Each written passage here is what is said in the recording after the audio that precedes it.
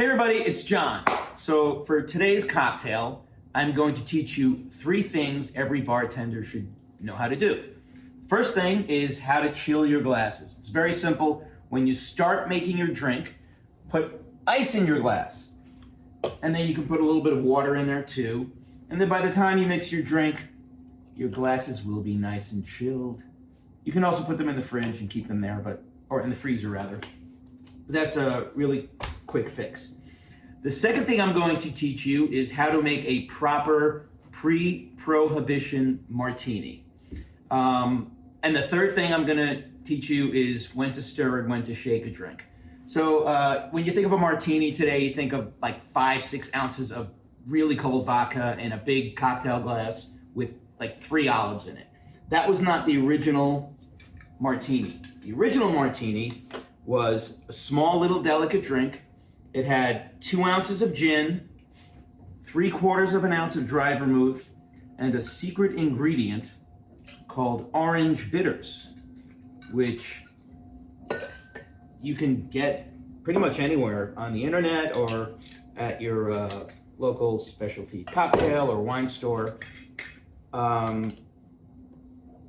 So this is what we're doing here. Well, that's fascinating, hon, because most people, when they say they want a dry martini, they just kiss it with white vermouth. White vermouth, of course, is fortified wine with aromatics. And you should keep this in the cooler after you open it, by the by. Most people keep it on their bar. Should keep it in the cooler, in your wine cooler or your fridge after you open it. But I find that fascinating, the amounts here, because that's not what we've come to know from James Bond movies, from modern cocktail making, and even the size.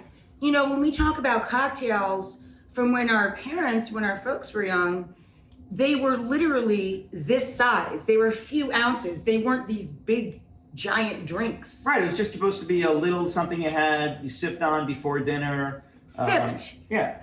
Not chugged. Not guzzled.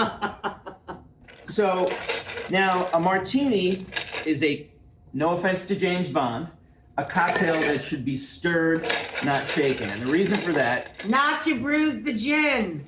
Yes, well, if you have any cloudy ingredients in your cocktail, you can shake it because shaking it's going to chill it more quickly, and it's also going to cloud it up because you got bubbles and shaking and all that going on.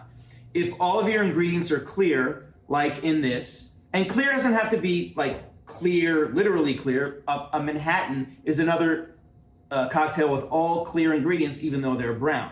But what you want to do is chill the drink, but not have it be all foamy and bubbly. You want it to be nice and crystal clear and beautiful in the glass. So that's why we stir. What's the bruising the gin thing about? I think it's just another way of saying if you shake it, you're going to make it cloudy instead of nice and clear. And you want it to look like a little jewel in the glass.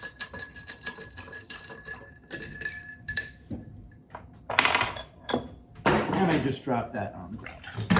What is it with you? Whenever you make cocktails, honey, you throw things all around the room.